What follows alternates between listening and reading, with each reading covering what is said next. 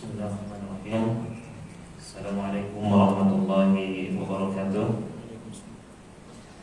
Alhamdulillahirabbil alamin. Wassalatu wassalamu ala al-mab'uts rahmatan lil alamin.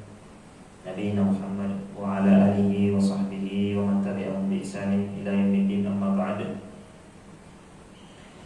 Ikhwani fid din wa akhwati fillah rahimani wa rahimakumullah. Insyaallah pada sore hari ini kita lanjutkan kembali pelajaran kita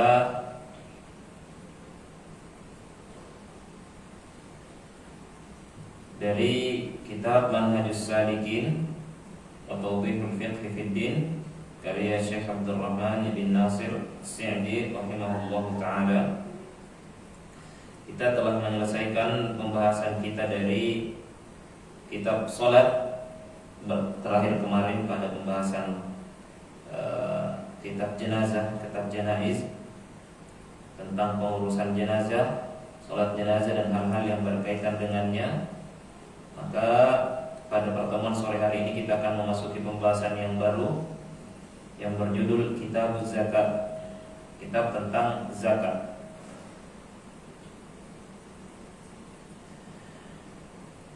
Dikatakan oleh penulis rahimahullahu taala, wa hiya wajibatun ala kulli muslim. Zakat ini diwajibkan bagi setiap muslim. Jadi hukumnya membayar zakat adalah wajib.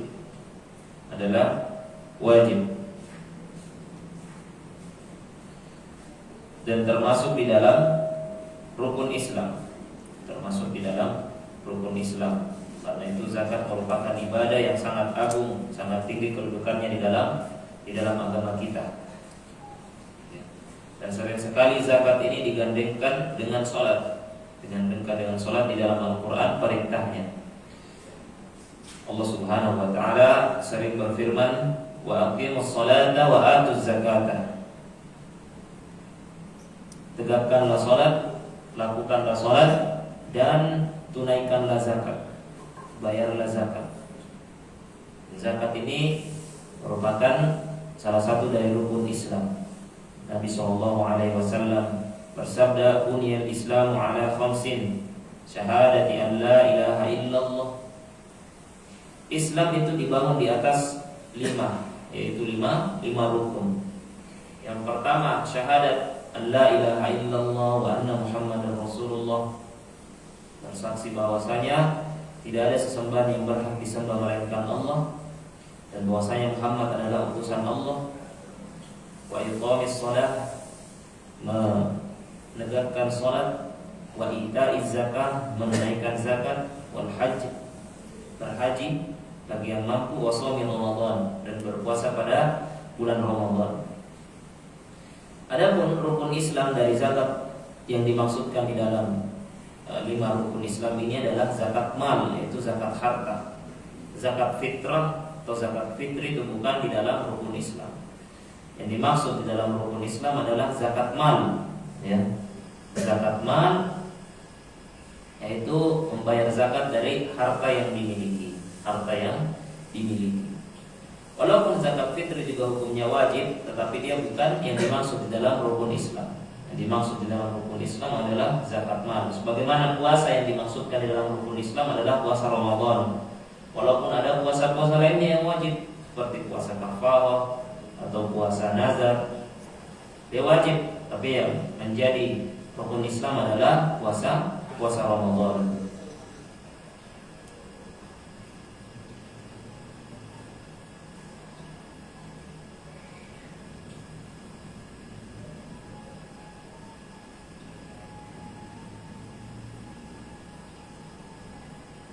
Karena itu para ulama mendefinisikan zakat sebagai hakun wajib fi malin ma'lum, suatu kewajiban fi malin ma'lum, pada harta tertentu, yukhriju fi waqtin ma'lum, yang dikeluarkan pada waktu tertentu, wa yu'ta ahlahu, dan diberikan pada orang tertentu. Jadi ada beberapa hal yang masuk dalam definisi zakat. yaitu terkait harta tertentu. Jadi tidak semua harta itu dizakati. Kita mungkin punya banyak harta, punya banyak aset, tapi belum tentu semuanya dizakati. Dan dikeluarkan pada waktu-waktu tertentu. Jadi tidak asal dikeluarkan begitu saja. Ada waktu-waktu tertentu. Misal berputar selama 1 tahun. Dan ada penerima tertentu. Tidak semua orang berhak menerima zakat. Tapi telah dijelaskan dalam Al-Quran orang-orang yang berhak menerima zakat tersebut. Tentu yang dimaksudkan dalam definisi ini adalah zakat mal, zakat pada harta. Adapun zakat fitri ada penjelasannya sendiri, insyaallah akan datang pada tempatnya. Dikatakan oleh penulis, wahia wajibatun ala kulli muslimin, wajib bagi setiap muslim, hurrin merdeka, malaka nisoban yang telah mencapai nisab hartanya tersebut. Jadi ada 3 yang disebutkan di sini. Yang pertama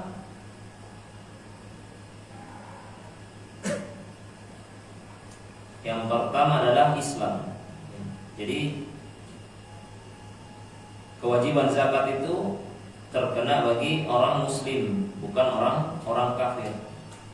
Bukan orang kafir. Orang kafir tidak wajib baginya membayar zakat, ya.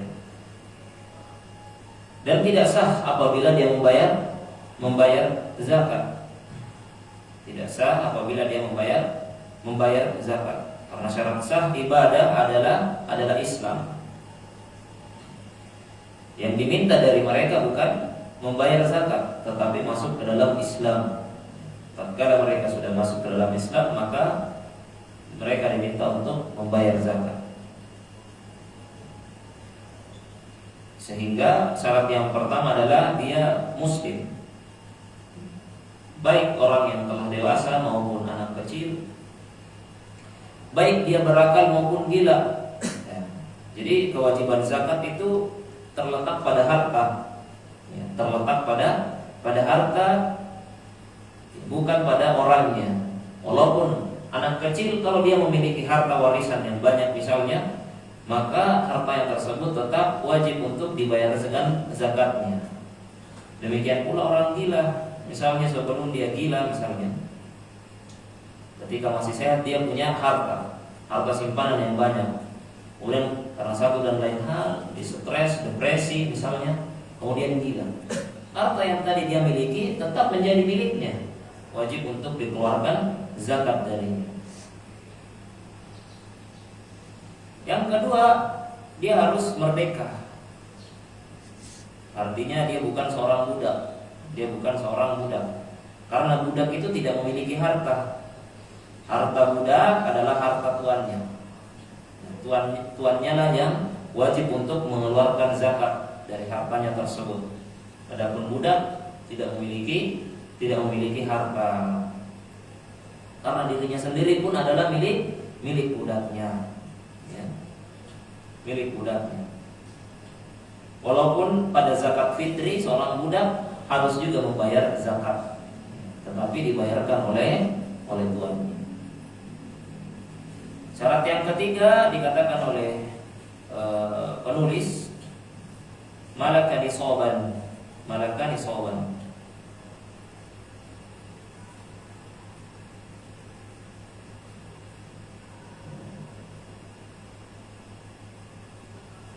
Atau sebelum masuk ke syarat yang ketiga, syarat yang pertama tadi Islam, sehingga orang kafir tidak wajib untuk mengeluarkan zakat, walaupun mereka diazab di neraka karena tidak mengeluarkan zakat. Jadi orang kafir itu mereka diperintah untuk masuk ke dalam Islam, dan mereka akan diazab atas syariat-syariat yang tertinggal. Jadi orang kafir itu bukan hanya diazab karena kekafirannya. Selain diazab karena kekafiran, juga diazab karena tidak sholat, tidak puasa, tidak zakat, tidak, atau dia berbuat zalim, diazab. Makanya apa beda antara orang kafir yang baik dan orang kafir yang buruk? Persamaannya sama-sama kafir, sama-sama masuk ke dalam neraka. Hanya saja nanti tambahan azabnya itu beda. Jadi azab untuk orang kafir yang zalim tentu lebih berat daripada orang kafir yang tidak zalim. Orang kafir yang berbuat baik, biasanya ada istilah begitu. Gimana kalau ada orang kafir yang selama dia hidup dia berbuat baik kepada manusia, sedangkan ada orang Islam yang dia tidak berbuat baik kepada manusia? Maka kita katakan syarat utamanya untuk lulus masuk surga adalah dia Islam. Apapun kebaikannya yang dia miliki, dan dia akan diganjar dengan kebaikan yang dia lakukan.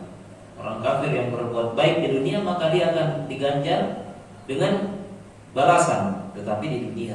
Adapun di akhirat, ya, dia tetap akan masuk ke dalam neraka. Dan perbedaan antara orang kafir yang satu dengan orang kafir yang lainnya adalah tambahan azab. Tentu yang lebih zalim itu lebih banyak azabnya, karena ada azab zalim. Sedangkan yang satunya tidak zalim, yang berarti tidak diazab zalim. Hanya kekafirannya diazab, kemudian ibadah-ibadah yang tertinggal juga diazab, dan seterusnya. Kemudian kita lanjut syarat yang ketiga, yaitu memiliki atau hartanya telah mencapai nisab. Hartanya telah mencapai nisab.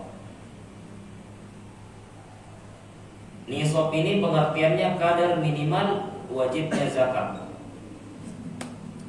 Maka tidak semua harta itu dizakati. Walaupun benda tersebut adalah harta-harta yang dizakati, tetapi kalau tidak mencapai nisab maka tidak dizakati. Kalau kita memiliki uang, memang uang adalah salah satu benda yang wajib untuk dibayarkan zakat. Tetapi ada kadar minimal, ya. Kadar minimal. Kalau harta kita cuma 1 juta, 2 juta, 3 juta, maka tidak wajib untuk dizakati. Adapun kalau kita ingin tetap mengeluarkannya, maka dinilai sebagai sebuah sedekah. Tapi bukan hal yang nilainya zakat yang wajib, merupakan kewajiban, bukan.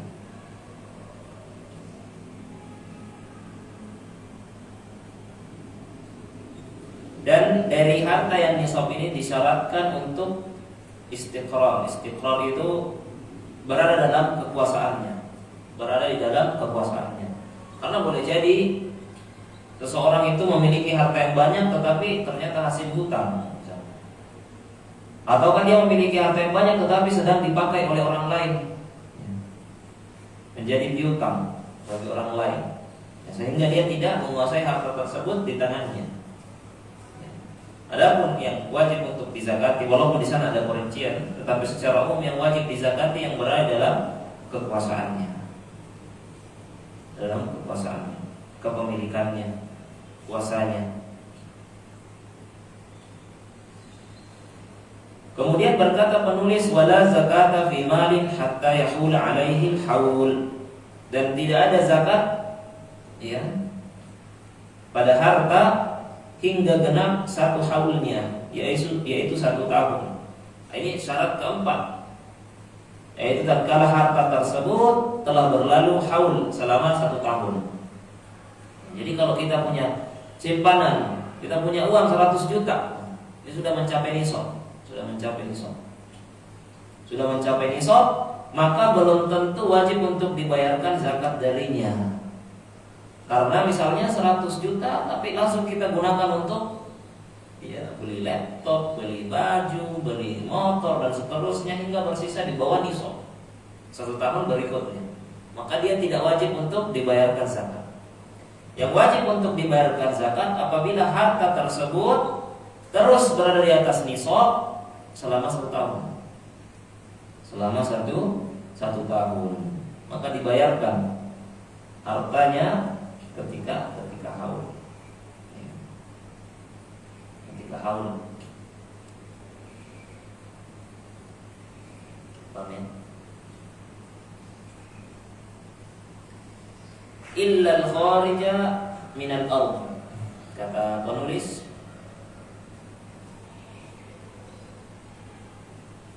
kecuali yang barang-barang yang keluar dari bumi, yaitu yang dimaksudkan adalah tanaman, buah-buahan, biji-bijian yang keluar dari bumi.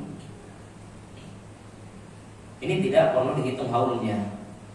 Misalnya kacang, ya, gandum, biji-bijian, padi, itu tidak perlu ada haul.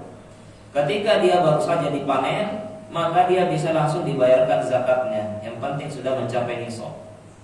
Adapun harta, emas, perak misalnya, demikian pula binatang gembalaan, nanti akan datang penjelasannya apa saja barang tersebut, maka dia ada syarat haul, ya, agar wajib padanya zakat. Ada syarat haul, ya, bertahan selama 1 tahun.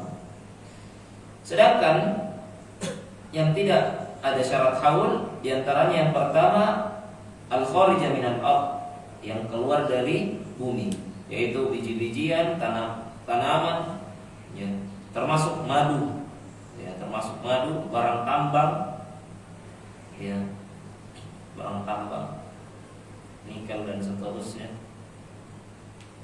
Maka ketika kita mendapatkannya, langsung dibayarkan zakat darinya. Yang penting telah mencapai nisab. Kadar minimal wajibnya zakat itu dikeluarkan. Wa ma kana tabi'an lil asli, dan harta yang berkembang dari harta asal, ya. Kana ma'in nisabi, misalnya tambahan harta yang sudah memiliki nisab, ya, sudah memiliki nisab.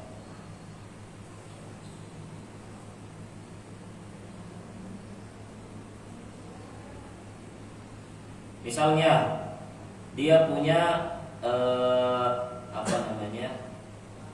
punya kambing sebanyak 120, ya, misalnya 120.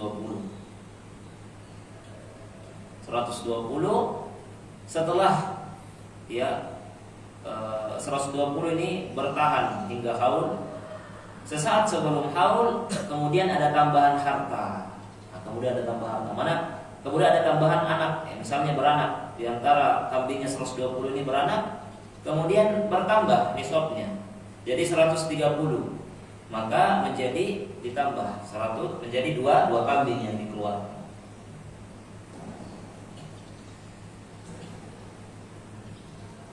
Demikian pula waribih tijarah, keuntungan perdagangan. Ya, misalnya ada barang perdagangan yang telah mencapai nisab, bertahan 1 haul, kemudian di tengah haul tersebut ada keuntungan-keuntungan yang masuk.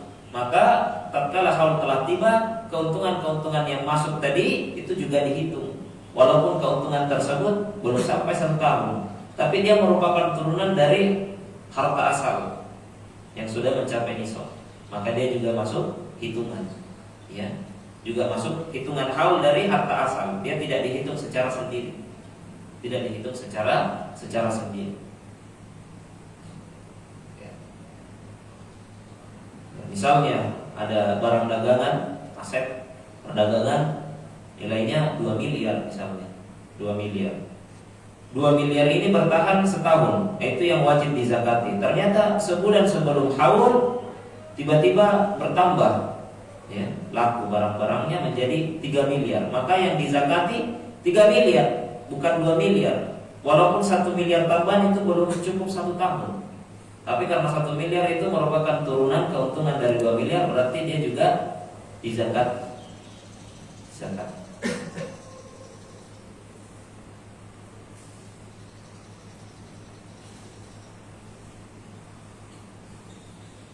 Baik. Maka kata penulis, fa inna haulahuma haula aslihima. Maka haul mereka tadi ini yang merupakan turunan-turunan, ini haul dari dua hal ini, maka dia adalah haul dari harta asalnya.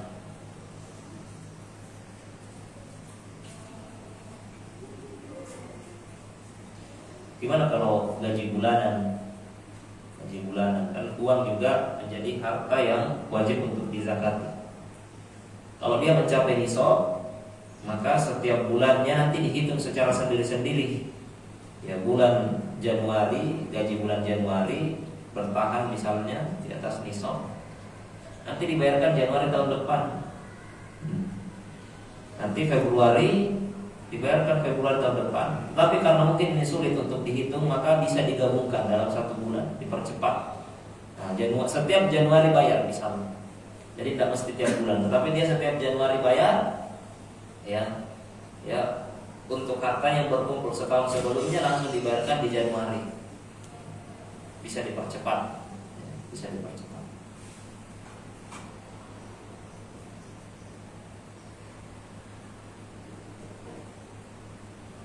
Tapi itu kalau di atas nisab ya. Tapi kalau gajinya ya 2 juta, 3 juta atau UMR tidak mencapai nisab, UMR tidak mencapai nisab. Apalagi fresh graduate misalnya. Nah, kalau baru kerja, ya sebulan gajian habis, ya kan? Habis. Sebelum bulan berikutnya apa yang mau dizakati? Berinfak aja di masjid.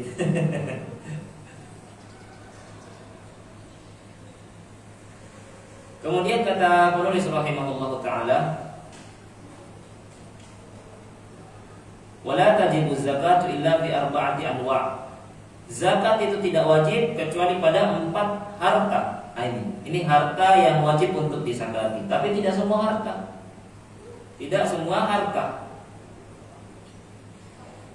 Yang pertama, as-sa'imati min bahimatil an'am, binatang ternak yang digembalakan. Ya. Binatang ternak yang digembalakan.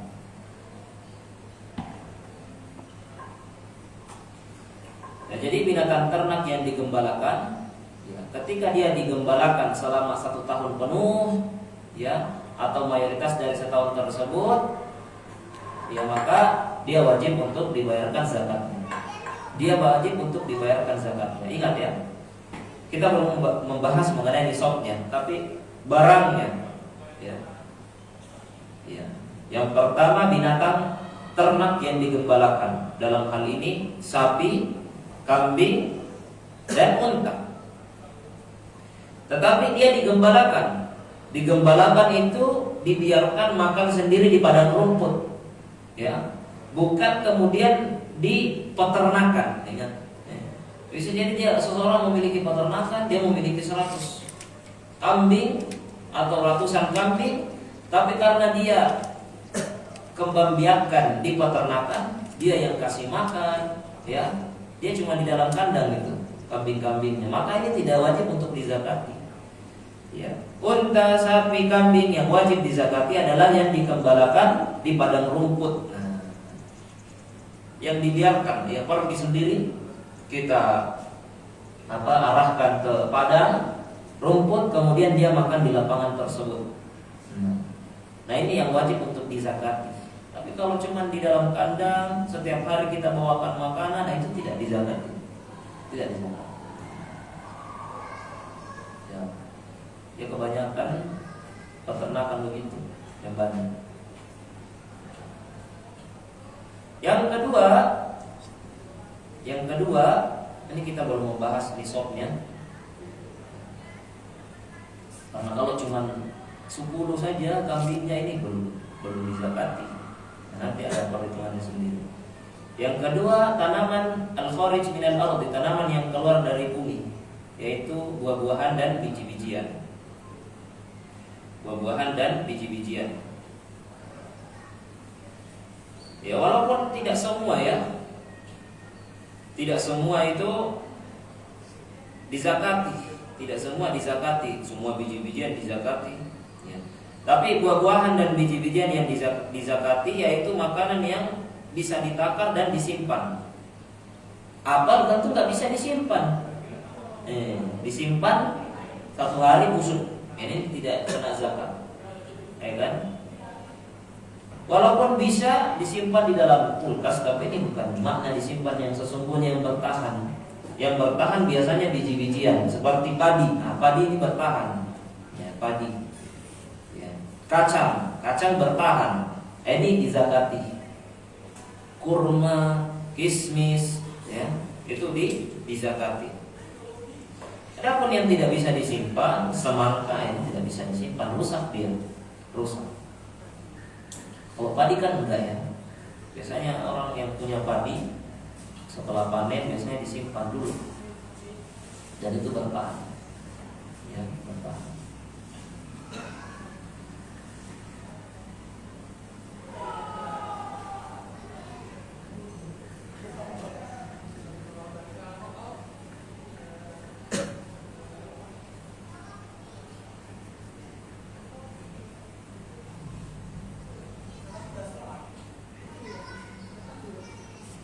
Yang ketiga, al-athman, barang berharga, yaitu emas dan perak, ya. Emas dan perak, dan termasuk di dalamnya mata uang, rupiah, dolar, dan seterusnya adalah barang-barang yang wajib dizakati. Nah, disinilah kenapa uang itu wajib dizakati, uang simpanan wajib dizakati, karena dia dikiaskan atau termasuk dalam bagian emas dan perak, barang berharga. Emas dan perak, misalnya kita punya simpanan emas, cincin, ya, cincin, gelang. Tapi kalau mencapai nisab tertentu, ya, kalau nggak mencapai nisab tertentu, ya tidak dizakati. Cuma punya cincin pemberian suami, nah itu tidak dizakati, sedikit. Kecuali kalau suaminya ngasih 100 gram. Luar biasa, 100 gram mahal, 100 gram emas, 1 gram 1 juta, 100 juta, luar biasa. Nanti akan datang pembahasan untuk nisab masing-masing barang tersebut. Yang keempat, urudut tijarah, ya, urudut tijarah, barang-barang perniagaan, ya. Misalnya aset-aset yang dijual, yang diperjualbelikan, demikian pula misalnya warung dan seterusnya, swalayan dan seterusnya, dia punya, ya, punya banyak barang yang diperjualbelikan. Ketika asetnya banyak dan mencapai nisabnya, maka dia wajib dikeluarkan zakat darinya. Ya. Nah, ini empat barang yang wajib untuk dizakatkan. Ada tambahan, yaitu harta karun. Jadi kalau antum menemui harta karun, nah itu wajib dizakatkan. Bukan harta orang, ya. Antum kira itu harta karun, harta orang yang disimpan di bawah rumahnya. Harta karun itu adalah peninggalan harta di zaman jahiliyah. Ya, bukan semua yang ada di tanah harta karun, ya. Barangkali dia simpan tetangga antum, ya. Tetangga antum. Ya. Kemudian ternyata tanahnya terkena gusur karena mau dibangun jalan tol, misalnya ada harta di bawah, mungkin harta karun, bukan, itu harta orang yang tinggal di situ sebelumnya.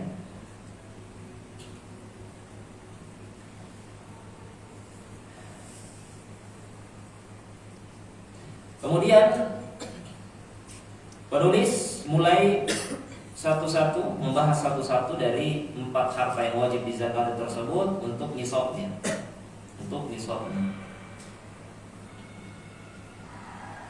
Ini mungkin agak rumit, ya.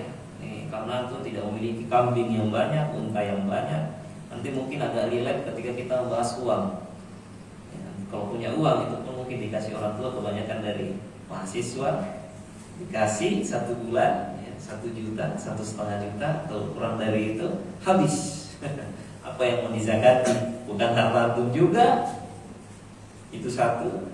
Kedua, kalaupun harta antum nggak sampai nisab, lulus kerja, dapat gaji UMR, iya, nggak di atas nisab, nggak wajib untuk dizakati. Iya, kalau di atas UMR, kalau di bawah, antum dapat zakat malah, bukan mengeluarkan zakat. Zakat. Kata penulis rahimahullah ta'ala,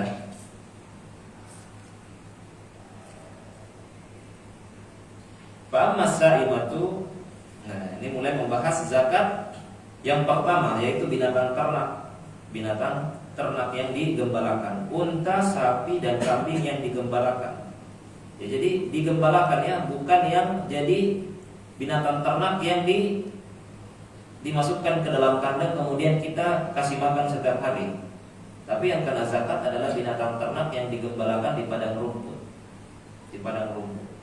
Namun kalau peternakan-peternakan yang besar itu, walaupun dia memiliki ratusan unta, ratusan kambing, ratusan sapi, tapi karena tidak digembalakan di padang rumput secara mandiri, maka tidak wajib untuk dibayarkan zakat.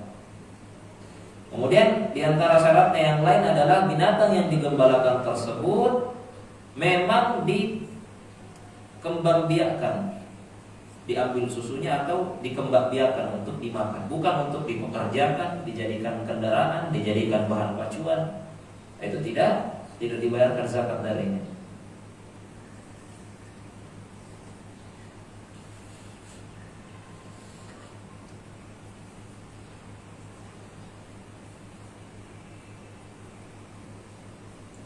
Ya, kita baca secara cepat ya, karena kayaknya tidak mungkin antum hafal dalam satu kali pertemuan ini. Adapun binatang gembalaan, maka yang menjadi dasar dalam pembahasannya adalah hadis dari Anas radhiyallahu anhu bahwasanya Abu Bakar pernah menulis surat kepadanya. Beliau katakan, hadhihi fariidatus sadaqah allati faradaha Rasulullah sallallahu alaihi wasallam 'alal muslimin. Ini adalah kewajiban zakat yang diwajibkan oleh Rasulullah sallallahu alaihi wasallam bagi kaum muslimin, wallati amarallahu biha wa rasulah, dan yang diperintahkan oleh Allah Subhanahu wa taala dan rasulnya, yaitu fi 24 minal ibli fama dunaha minal ghanam. Ya.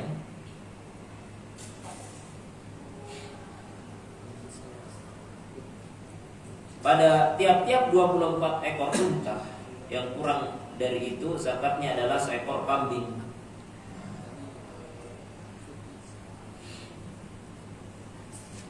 Jadi nisab unta 24. Kalau antum punya unta semata wayang itu juga tidak kena zakat. Antum punya kambing semata wayang tidak kena zakat. Kasihan. Cuma satu dikenai zakat, tidak. Unta saja yang harganya mungkin ratusan juta. Ya Allah alam, saya nggak pernah beli unta, tapi dengar-dengar begitu. Itu pun 24 ekor baru dizakat.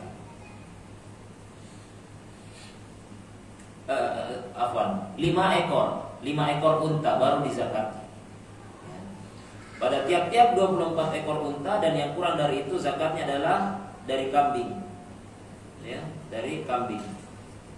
Wa fi kulli khamsin syatun. Pada tiap-tiap 5 ekor unta zakatnya seekor kambing. Ya. Jadi setiap 5 ekor yang kita miliki ada satu kambing. Ya, 5 ekor unta satu kambing, kita punya 10 unta 2 kambing, 15 unta 3 kambing. Ya, 20 unta 4 kambing sampai 24. Kalau sudah 25 unta, maka kata penulis, fa idza balagat 25 ila 35 fa fiha bintu makhab unsa. Kalau mencapai 25 atau 35 ekor, maka wajib mengeluarkan zakatnya sebanyak seekor bintu makhab. Ya, bintu makhab itu anak unta yang baru berumur 1 tahun, bintu makhab. Fa in lam takun fa ibnu labunin dzakar. Kalau tidak ada, maka zakatnya boleh seekor ibnu labun yang jantan. Ibnu labun itu unta jantan yang berumur 2 tahun. Dan seterusnya. Ya, pusingnya antumnya ini angkanya gimana cara dihafal, ya sudah saya bacakan aja. Tidak usah dijelaskan terlalu dalam. Kalau jumlahnya mencapai 36 hingga 45 ekor, maka zakatnya adalah seekor bintu labun. Anak unta betina yang berumur 2 tahun. Kalau sudah sampai 46 hingga 60 ekor, maka zakatnya adalah seekor hikkoh yang sudah bisa dikawini unta jantan. Hikkoh itu unta betina yang berumur 3 tahun. Berarti unta betina itu 3 tahun sudah bisa dikawini unta jantan. Cepat ya. Lu atur ya. Berapa baru berani? Jika jumlahnya mencapai 61 hingga 75 ekor, maka zakatnya adalah seekor jaza'ah. Jaza'ah itu unta yang berumur 4 tahun. Kalau jumlahnya mencapai 76 hingga 90 ekor, maka zakatnya adalah 2 ekor bintu labun. Tadi bintu labun, anak unta yang berumur 2 tahun. Ya. 1 tahun bintu makhot. Kalau sudah mencapai 90 hingga 120 ekor, Masya Allah ya, ada yang punya unta sampai 120 ekor ya.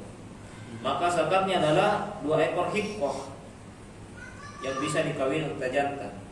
Kalau jumlahnya lebih dari 120 ekor, maka zakatnya tiap-tiap 40 ekor seekor bintu labun.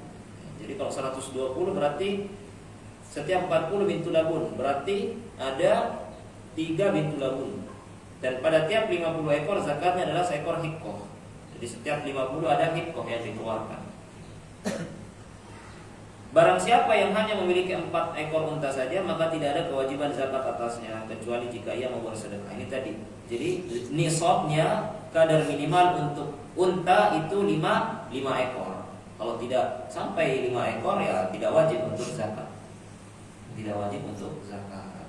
Ini perhitungan untuk unta, ya, bingung. Itulah pokoknya ya. Paling tidak yang antum tahu dari sini adalah unta itu dibayarin zakatnya, dan ketika sudah mencapai nisabnya yaitu 5, minimal 5 unta wajib dibayarkan zakatnya. Unta yang digembalakan, bukan yang diternakkan di dalam kandang kemudian setiap hari kita kasih makan. Untuk zakat sapi dan zakat kambing, karena ada 3 yang dizakati untuk binatang yang digembalakan. Demikian pula zakat pertanian, zakat harta, emas, perak, uang, dan seterusnya. Insyaallah akan kita lanjutkan pada pertemuan berikutnya bismillah taala. Kita cukupkan kajian kita pada sore hari ini. Semoga bermanfaat. Allahumma 'allimna ma yanfa'una wanfa'na bima 'allamtana wa zidna ilma. Subhanakallahumma wa bihamdika asyhadu an la ilaha illa anta astaghfiruka wa atubu ilaik. Alhamdulillahirabbil alamin.